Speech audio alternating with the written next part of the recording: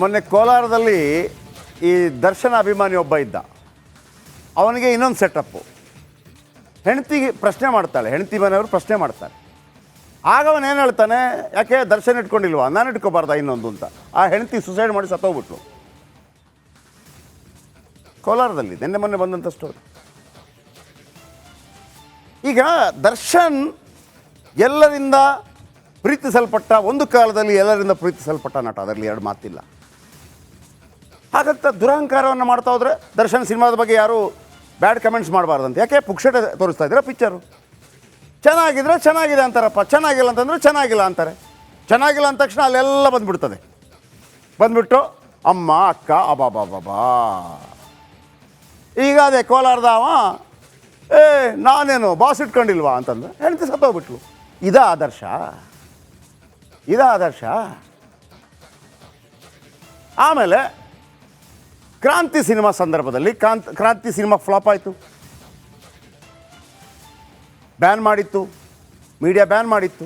ಕ್ರಾಂತಿ cinema flap ಆದ ನಂತರ ಕ್ಷಮೆ ಕೇಳಿದ್ಯಾರು? ಇದೇ ದರ್ಶನ್ ಅವರು. ಯಾವ ಹೋಟ್ಲಲ್ಲಿ, ಎಲ್ಲ ಎಡಿಟರ್ಗಳ ಸಮ್ಮುಖದಲ್ಲಿ. ಅದು ಕೂಡ ಅದಕ್ಕೆ ಸಾಕ್ಷಿಯಾಗಿದ್ದವರು ಯಾರು? ರಾಕ್ಲೈನ್ ವೆಂಕಟೇಶ್ ಸಾರಿ ಕೇಳಿದರು, ಸರಿ ಮಾಡ್ಕೊಂಡು ಹೋಗೋಣ ಅಂತ ಅಂದರು. ಆ ನಂತರ ಮೀಡಿಯಾ ಕೂಡ ಓಕೆ ಪರವಾಗಿಲ್ಲ, ಇಂಥದ್ದೆಲ್ಲ ಆಗ್ತಾ ಇರುತ್ತೆ ಒಂದು ಸಮಾಜ ಅಂತ ಹೇಳುವಾಗ ಅಲ್ವಾ. ಆ ನಂತರ ಕಾಟೇರ ಬಂತು.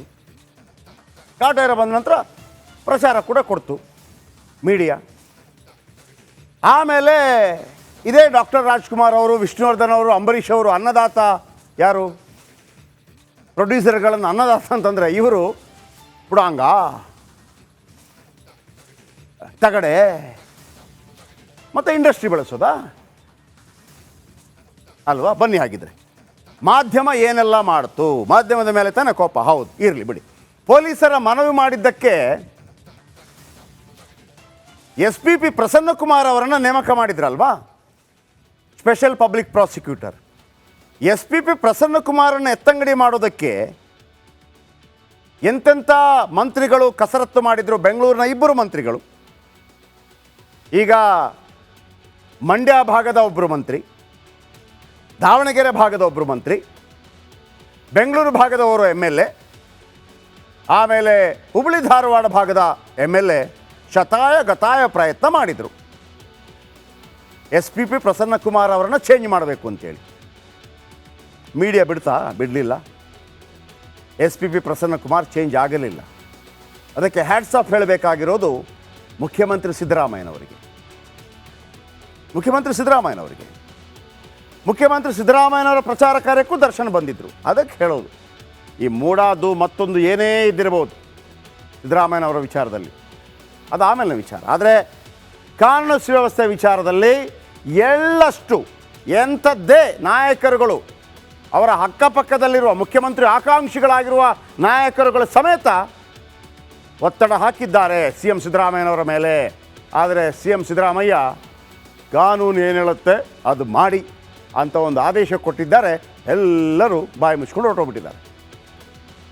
ಪ್ರಸನ್ನಕುಮಾರ್ ವಿರುದ್ಧ ಕೂಡ ಷಡ್ಯಂತ್ರ ನಡೆಯಿತು ಚೇಂಜ್ ಮಾಡಬೇಕು ಅಂತೇಳಿ. ಪ್ರಸನ್ನಕುಮಾರ್ ಬದಲಿಸಲು ಹುನ್ನಾರ ನಡೆದಿತ್ತು. ಯಾಕಂದರೆ ಅವರೆಲ್ಲ ಈ ದುಡ್ಡು ಗಿಡ್ಡಿಗೆಲ್ಲ ಆಸೆ ಪಡುವಂಥದ್ದಲ್ಲ, ಅದೆಲ್ಲ ಮೇರು ಪರ್ವತಗಳು. ನಾವು ಹೇಳ್ತೀವಲ್ಲ ಒಂದು ಮಾತು, ನಿಮ್ಮಂಥವ್ರು ಇರೋದಕ್ಕೆ ಮಳೆ ಬೆಳೆ ಆಗತ್ತೆ ಅಂತೇಳಿ. ಎಸ್, ಪ್ರಸನ್ನಕುಮಾರ್ ಕೂಡ ಅಂಥವರಲ್ಲಿ ಒಬ್ಬರು. ದುಡ್ಡು ಸಿಕ್ಕ ತಕ್ಷಣ ಏನು ಬೇಕಿದ್ರು ಕೋಡಂಗಿ ಆಟ ಆಡೋರಲ್ಲ. ಆಗ ಪ್ರಸನ್ನಕುಮಾರ್ ಅವರನ್ನು ಎತ್ತಂಗಡಿ ಮಾಡಬೇಕು ಅನ್ನೋಂಥ ಸಂದರ್ಭದಲ್ಲಿ ಪ್ರಸನ್ನಕುಮಾರ್ ಅವರ ಬೆನ್ನಿಗೆ ನಿಂತಿದ್ದು ಮೀಡಿಯಾ.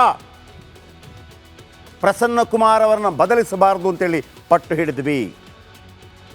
ಆಗ CM ಹೇಳ್ತಾರೆ, ಏನ್ರಿ ಉಳಿದವ್ರಿಗೆ ಹೇಳ್ತಾರೆ, ಬಂದವ್ರಿಗೆ ಬರಬಾರ್ದು, ನನ್ನ ಬಳಿ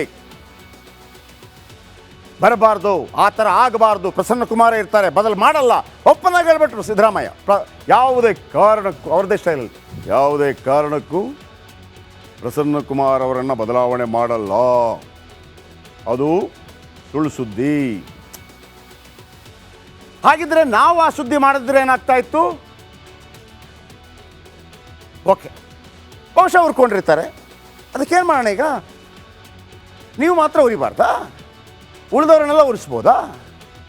ಹೌದು, ದರ್ಶನ್ ನಿಮ್ಮ ಬಣ್ಣ ಬಯಲು ಮಾಡಿದ್ದೆ ಮೀಡಿಯಾ. ಬಣ್ಣ ಬಯಲು ಮಾಡಿದ್ದೆ ಮೀಡಿಯಾ. ಸಿ ಎಂ ಸಿದ್ದರಾಮಯ್ಯನವರ ಮೇಲೆ ಆರೋಪ ಬಂತು, ಮೂಢಾರೋಪ. ಏನು ಸಿ ಎಂ ಸಿದ್ದರಾಮಯ್ಯನವರ ಮೇಲೆ ಆರೋಪ ಮಾಡೋದಾ ಅಂತಂದ್ಬಿಟ್ಟೇನು ಮೀಡಿಯಾ ಸುಮ್ಮನೆ ನಿಲ್ತಾ? ಮಾಡಿದ್ವಿ ಆರೋಪ, ಸ್ಟೋರಿ ಕೊಟ್ವಿ, ಆಯಿತು. DCM ಹಾಕಿರುವಂಥ DK ಶಿವಕುಮಾರ್ ಅವರ ಮೇಲೆ CBI ಕೇಸ್ ಆಯ್ತಲ್ಲ, ಏನು ಮೀಡಿಯಾ ಪ್ರಚಾರ ಮಾಡಲಿಲ್ವಾ? ಮಾಡ್ತು. ಪೋಕ್ಸೋ ಕೇಸ್ ಬಂತಲ್ಲ, ಕೆಲವರು ಕೇಳಿದ್ರಲ್ಲ, ಪೋಕ್ಸೋ ಕೇಸ್ ಯಡಿಯೂರಪ್ಪನವ್ರ ಮೇಲೆ ಪ್ರಸಾರ ಮಾಡಲಿಲ್ವಾ? ಮಾಡ್ತು. ಯಾರ ಬೇಕಿನ್ನು? ಯಾರ ಬಗ್ಗೆ ಬೇಕು? ಎಲ್ಲರ ಬಗ್ಗೆ, ಆಯಿತು. ದೇವೇಗೌಡರ ಫ್ಯಾಮಿಲಿ, ಪ್ರಜ್ವಲ್ ರೇವಣ್ಣ, ಸೂರಜ್ ರೇವಣ್ಣ ಪ್ರಚಾರ ಮಾಡಲಿಲ್ವಾ? ಮಾಡ್ತು. ಅವರ ವಿರುದ್ಧ ಪ್ರಚಾರ ಮಾಡಿದಾಗ ಅವರು ಕೂಡ ನಮ್ಮ ಅಭಿಮಾನಿ ಅಂತಂದರೆ ಏನು ಹೇಳಬಾರ್ದು ಅಂತಂದರೆ ಎಲ್ಲಿದ್ದೀವಿ ನಾವು? ಹೌದಪ್ಪ, ಅವತ್ತು ಹೆಂಡತಿಗೆ ಹೊಡೆದದ್ದು ಕೊಲೆ ಕೇಸ್. ಇವತ್ತು ಪ್ರಜ್ವಲ್ ರೇವಣ್ಣ ಕೇಸ್ ಬಂದಾಗಲೂ ಹೆಂಗಿತ್ತೋ ಹಾಗೆ ಅವತ್ತು ಮಾಡಿದ್ವಿ. ಆಮೇಲೆ ಪರಪ್ಪನ ಅಗ್ರಹಾರದಲ್ಲಿ ಜೀವನ ಜಿಂಗಾಲಾಲ ಇತ್ತು, ಆವಾಗಲೂ ಬಿಡಲಿಲ್ಲ. 10 ಕೊಲೆ ಆರೋಪಿ ಜೊತೆ ಕೂತಿದ್ರು ದರ್ಶನ್. ಒಂದು ಕೈಯಲ್ಲಿ ಮಗ್ಗಿತ್ತು, ಇನ್ನೊಂದು ಕೈಯಲ್ಲಿ ಸಿಗರೇಟ್ ಇತ್ತು. ಸುದ್ದಿ ಮಾಡಿದ್ವಿ. ಜೈಲಲ್ಲಿ ಆದಂಥ ಆರಾಮ್ ಜೀವನ. 9 ಜನರ ಸಸ್ಪೆಂಡ್ ಆದರು ಪೊಲೀಸರು. ಬಳ್ಳಾರಿ ಜೈಲಿಗೆ ಎತ್ತಂಗಡಿ ಆಯಿತು. ಈಗ ಒಬ್ಬರೇ ಇದ್ದೀರಿ, ಮೊದಲು ಜೊತೆಗಿದ್ರು. ಅದನ್ನು ಮುಂದುವರಿಸ್ತೀವಿ. ಎಲ್ಲರಿಗೂ ತಾಳ್ಮೆ ಒಂದು ಹಂತದ ತನಕ, ನಮಗೂ ತಾಳ್ಮೆ ಒಂದು ಹಂತದ ತನಕ. ಆದರೆ ನಮ್ಮ ಹೋರಾಟಗಳು ಯಾವತ್ತೂ ಕೂಡ ಸಂವಿಧಾನಬದ್ಧವಾಗಿರಬೇಕು ಸಮಾಜ, ಕಾನೂನುಬದ್ಧವಾಗಿರಬೇಕು ಸಮಾಜ. ಎಲ್ಲ ಹುಚ್ಚಾಟಗಳನ್ನು ನಾವು ಯಾಕೆ ಸಹಿಸ್ಕೋಬೇಕು? ಸಮಾಜ ಯಾಕೆ ಸಹಿಸ್ಕೋಬೇಕು? ಒಬ್ಬ ಸಿನಿಮಾ ನೋಡುವವ ರಾಜ್ಕುಮಾರ್ ಸಿನಿಮಾವನ್ನು ಕೂಡ ಹೇಳ್ತಾನೆ ಸಮ್ಟೈಮ್ಸ್ ಸರಿಯಾಗಿಲ್ಲ ಪಿಕ್ಚರು ಅಂತೇಳಿ. ವಿಷ್ಣುವರ್ಧನ್ ಪಿಕ್ಚರ್ಗೂ ಹೇಳ್ತಾನೆ, ಅಂಬರೀಷ್ ಪಿಕ್ಚರ್ಗೂ ಹೇಳ್ತಾನೆ. ಅವನಿಷ್ಟ ರೀ, ದುಡ್ಡು ಕೊಡ್ತಾನವ. ನಿಮ್ಮ ಪಿಕ್ಚರ್ಗೆ ಚೆನ್ನಾಗಿದೆ ಅಂತಾನೆ, ಚೆನ್ನಾಗಿಲ್ಲ ಅಂತಾನೆ. ಅಭಿಮಾನಿಗಳು ಬಂದು ಚೆನ್ನಾಗಿಲ್ಲ ಅಂತ ಹೇಳುವಂಗಿಲ್ಲ. ಯಾವತ್ತಾದರೂ ಬುದ್ಧಿ ಹೇಳಿದ್ರೆ ಅವ್ರಿಗೆ? ಯಾವತ್ತಾದರೂ? ನೀವು ಕಾರ್ ತಗೊಂಡಾಗ, ನಿಮ್ಮ ಟಿಕೆಟ್ ಭಯಂಕರ ಸೇಲ್ ಆದಾಗ, 100 ದಿವಸ ಸಿನಿಮಾ ಮಾಡಿದಾಗ ಮೀಡಿಯಾ ಎತ್ತಿ ಮೆರೆಯಲಿಲ್ವಾ? ಅಂದರೆ ಉಳಿದದನ್ನು ಹೇಳಬಾರ್ದು. ಉಳಿದದನ್ನು ಹೇಳೋದಕ್ಕೆ ನಿಮ್ಮ ಸುತ್ತಮುತ್ತ ಇರುವಂಥ ಆ ಗ್ಯಾಂಗ್ ಅಂದ್ಕೊಂಡ್ರೆ ಏನು ಮಾಡಿದ್ರು ಕೂಡ ಎಸ್ ಬಾಸ್ ಅಂತ ಹೇಳೋಕ್ಕೆ ನೋ. ಈ ಹಿಂದೆ ಸುಮಲತಾ ಅವರ ಪ್ರಚಾರ ಕಾರ್ಯಕ್ರಮದಲ್ಲಿ ಒಂದು ಮಾತನ್ನು ಹೇಳಿದರೆ, ನನಗೆ 2 ಮುಖ ಇದೆ, ನಾನು ಈ ಡ್ಯಾಶು ಆ ಡ್ಯಾಶು. ಹೌದಪ್ಪ, ನೀವಾಗಿರ್ಬೋದು, ಅದಕ್ಕೆ ಜಗತ್ತೇ ನಿಮ್ಮ ಥರ ಇರಬೇಕು ಅಂತಿದೆಯಾ? ಇದೀಗ ಏನಾಗಿದೆ, 90 ದಿವಸ ಆಯಿತು ಒಳಗೆ ಹೋಗಿ. ಎಲ್ಲ ರೀತಿಯ ಒತ್ತಡಗಳನ್ನು ಹಾಕಿ SPP ಸ್ಪೆಷಲ್ ಪಬ್ಲಿಕ್ ಪ್ರಾಸಿಕ್ಯೂಟರನ್ನು ಬದಲಾವಣೆ ಮಾಡುವಂಥ ಪ್ರಯತ್ನಗಳಾಯಿತು, ಮೀಡಿಯಾ ಬಿಡಲಿಲ್ಲ. ವಿಲ್ಸನ್ ಗಾರ್ಡನ್ ನಾಗಾನ ಜೊತೆ ಕೂತು ಚಹಾ ಸೇವಿಸಿ ಸಿಗರೆಟ್ ಸೇದುವಂಥ ಅಹಮಿಕೆ ಉಂಟಾಯಿತು, ಮೀಡಿಯಾ ಬಿಡಲಿಲ್ಲ, ಎತ್ತಗಡಿ ಮಾಡಲಾಯಿತು. ಯಾವೆಲ್ಲ ರೀತಿಗಳಲ್ಲಿ ಬರ್ತಾ ಇದೆ, ಚಾರ್ಜ್ ಶೀಟಲ್ಲಿ ಏನಿದೆ ಅದನ್ನು ಇಂಚಾಗಿ ಎಲ್ಲವನ್ನೂ ಹೇಳಲಾಯಿತು. ಎಲ್ಲವೂ ಕೂಡ ಚಾರ್ಜ್ ಶೀಟಲ್ಲಿ ಇದ್ದದ್ದೇ. ಈಗ TV ಕೊಟ್ಟಿದ್ದಾರೆ, ಬಹುಶಃ TV ನೋಡ್ತಾ ಇರ್ಬೋದು. ಮಾಧ್ಯಮಗಳಲ್ಲಿ ಬರ್ತಾ ಇರುವ ಸುದ್ದಿಗಳನ್ನು ನೋಡಿ ಗೊತ್ತಿಲ್ಲ ಕೋಪ ಬಂದಿದೆಯೇನೋ ಅಂತ. ಮಾಧ್ಯಮ ದರ್ಶನ್ ಅವರ ಅಭಿಮಾನಿ ಸಂಘ ಅಲ್ವಲ್ಲ. ಏನು ಹೇಳಿದ್ರು ಕೂಡ JD ಬಾಸ್ ಅಂತ ಹೇಳೋಕ್ಕೆ. ಈಗ ಇದೇ ದರ್ಶನ್ ಹೇಳ್ತಾ ಇದ್ರು, ಏನು ನನ್ನ ಅಭಿಮಾನಿಗಳು ನನ್ನ ಸೆಲೆಬ್ರಿಟೀಸ್ ಅಂತ. ಸೆಲೆಬ್ರಿಟೀಸ್ ಅಂದರೆ ಅಭಿಮಾನಿಗಳು, ಸೆಲೆಬ್ರಿಟೀಸ್, ನೀವೇ ನನ್ನ ಸೆಲೆಬ್ರಿಟೀಸ್. ಆದರೆ ಈ ರೇಣುಕಾಸ್ವಾಮಿ ಕೊಲೆ ಕೇಸ್ನಲ್ಲಿ ದರ್ಶನ್ ಏನು ಮಾಡಿದರು? ಅವನು ಸತ್ತೋದ ಅಂತ ಗೊತ್ತಾದ ತಕ್ಷಣ ಅದೇ ಸೆಲೆಬ್ರಿಟೀಸ್ಗಳನ್ನು 5-5 ಲಕ್ಷ ಕೊಟ್ಟು ಸರೆಂಡರ್ ಆಗ್ರಪ್ಪ, ಸರೆಂಡರ್ ಆಗಿ ನನ್ನನ್ನು ಬಚಾವ್ ಮಾಡಿ. ಯಾಕೆ ಬೇಕಿತ್ತು? ಹೀರೋ ಆದರೆ ಹೇಳಬೇಕಿತ್ತಲ್ಲಪ್ಪ, ನೋಡ್ರಿ ನಾನು ಮಾಡಿದ್ದೀನಿ, ಹೊಡೆದಿದ್ದೀನಿ, ನಾನೇ ಇದನ್ನು ಫೇಸ್ ಮಾಡ್ತೀನಿ. ಅದು ಯಾಕೆ ಧೈರ್ಯ ಇರಲಿಲ್ಲ? ಆ 3 ಪಾಪ 5-5 ಲಕ್ಷ ಕೊಟ್ಟು ಯಾಕೆ ಕಳಿಸಿದ್ರಿ? ಆಮೇಲೆ ಮೀಡಿಯಾ ಏನು ಮಾಡಬೇಕಿತ್ತಂತೆ? 2011ರಲ್ಲಿ ಹೆಂಡತಿಯನ್ನು ಹೊಡೆದು ಮನೆಗೆ ಹೋದರು, ಏನು ಜೈಲಿಗೆ ಹೋದರು. ಮೀಡಿಯಾ ಏನು ಮಾಡಬೇಕಿತ್ತಂತೆ? JD boss ಅನ್ಬೇಕಿತ್ತಂತ. ಹೆಂಡತಿಗೆ ಹೊಡೆದು ಜೈಲಿಗೆ ಹೋದ್ರು ಅಂತ ಹೇಳಿದ್ವಪ್ಪ, ಏನು ತಪ್ಪದರಲ್ಲಿ? ಹೌದು, ನೀವು ಸ್ಟಾರು, ಸಿನಿಮಾ ಮಾಡ್ತೀರಿ, ಪುಕ್ಷಟೆ ಯಾರು ನೋಡಲ್ಲ, ದುಡ್ಡು ಕೊಟ್ಟೇ ನೋಡೋದು. ಅಭಿಮಾನಿಗಳ ಮೇಲೆ ಇಷ್ಟು ಪ್ರೀತಿ ಇದೆ, ನಾನು 100 ಕೋಟಿ ಸಿನಿಮಾ ಹಾಕ್ಬಿಟ್ಟು ಯೂಟ್ಯೂಬಲ್ಲಿ ಫ್ರೀ ಆಗ್ತೀನಿ ಅಂತ ಯಾವನು ಹೇಳಲ್ಲ ಹೀರೋ. ಅವರು ದುಡ್ಡು ಕೊಟ್ಟರೆ ಬಾಸು, ಇಲ್ಲ ಅಂದರೆ ಈಗ ನಾವು ಮೀಡಿಯಪ್ಪ, ನಾವು ಫ್ರೀಯಾಗಿ ಕೊಡ್ತಾ ಇರೋದು. ಯೂಟ್ಯೂಬು ಫ್ರೀನೇ, ಟಿ ವಿಯಲ್ಲೂ ಫ್ರೀನೇ, ಕೇಳಬೇಕಿದ್ರೆ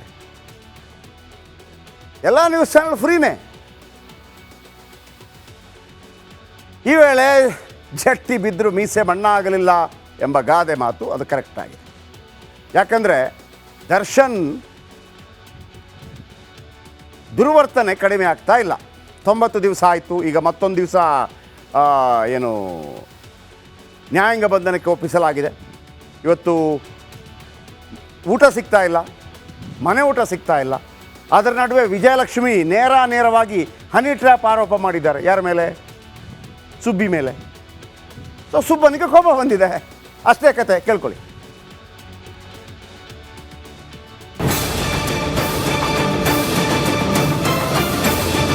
ನನಗೆ 2 ಮುಖ ಆಯ್ತಣ, ಒಂದು ಈ ಕಡೆ ಒಂದು ಈ ಕಡೆ. ನನ್ನಂತ ಕಚಡ ನನ್ನ ಮಗ ಇನ್ನೊಬ್ಬನ ಹುಡ್ಕಕ್ಕಾಗಲ್ಲ ಯಾರು. ನನ್ನಂತ ಕಚಡ ನನ್ನ ಮಗ ಇನ್ನೊಬ್ಬನ ಹುಡ್ಕಕ್ಕಾಗಲ್ಲ ಯಾರು. ಕರೆಕ್ಟ್ ಆಗಿ ಹೇಳಿದೆ ಗುರು. ನೀನ್ ಕಚ್ಚಡ ಅಂತ ಮತ್ತೆ ಪ್ರೂವ್ ಮಾಡ್ಕೊಂಡೆ ಗುರು. ಮೊದಲು ಹೆಂಡತಿ ಹೊಡೆದು ಜೈಲ್ ಸೇರಿದ್ದೆ, ಆಮೇಲೆ ಪ್ರೇಯಸಿ ಪವಿತ್ರಗಾಗಿ ರೇಣುಕಸ್ವಾಮಿಯನ್ನ ಕೊಂದ ಕೇಸ್ನಲ್ಲಿ ಫಿಟ್ ಆದೆ. ಈಗ at post Ballari central jail. ಇಷ್ಟು ಸಾಲದ ಗುರು ನಿನ್ನ ಅಪ್ರತಿಮ ಪರಾಕ್ರಮ ಬಿಚ್ಚಿಡೋಕೆ?